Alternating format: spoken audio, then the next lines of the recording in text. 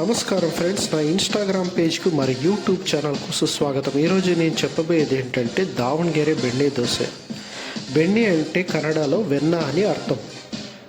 So ఇది ముఖ్యంగా దావణಗೆರೆలోనే start అయింది కాబట్టి దావణಗೆರೆ బెಣ್ಣೆ దోశ అని అంటారు.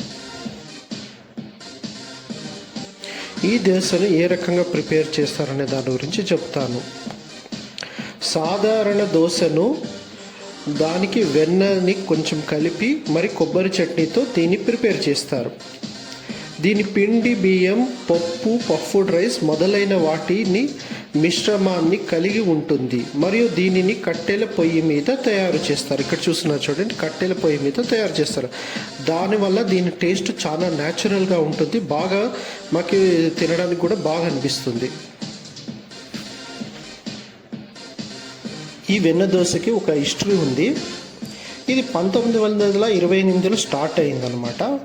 చెన్నమ్మ అనే మహిళ తన పిల్లలతో దోశ వెళ్ళి తనదైన ప్రత్యేకమైన వంటకంతో దోశ, చట్నీ మరియు బంగాళదుంప పళ్ళ్యాన్ని తయారు చేయడం ప్రారంభించింది. దావణಗೆರೆలోని వసంత టాకీస్ సమీపంలోని సవలగి డ్రామా థియేటర్ ముందు ఆమె తన చిన్న బండారాన్ని ప్రారంభించింది. ఇది దాని రుచికి ప్రసిద్ధి చెందింది. ప్రారంభంలో ఆమె రాగి పిండితో దోశను తయారు చేసేవారు. తరువాత 1938 నాటికి ఆమె పిల్లలు బియ్యం పిండి, ఉబ్బిన బియ్యం మరియు పప్పుతో దోశను తయారు చేయడం ప్రారంభించారు. ఇది చాలా త్వరగా ఫేమస్ అయ్యింది.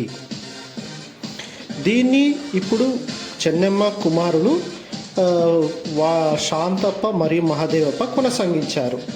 వారిద్దరు తమ సొంత హోటల్ని ఉన్నాయన్నమాట దావణಗೆರೆలో. ఇప్పుడు మీరు చూస్తున్నారు చూడండి, ఈ హోటల్ వచ్చేసి గురు కొట్టూరేశ్వర హోటల్. ఈ వీళ్ళ హోటల్ వచ్చేసి డెంటల్ కాలేజ్ మరియు ఎస్ఎస్ లేట్ బి బ్లాక్లో ఉంది. ఇలాంటి మరెన్నో విషయాలు మీరు తెలుసుకోలేనిదైతే నా యూట్యూబ్ ఛానల్ సబ్స్క్రైబ్ చేసుకోండి, ఇన్స్టాగ్రామ్ పేజ్ని ఫాలో అవ్వండి. Thank you.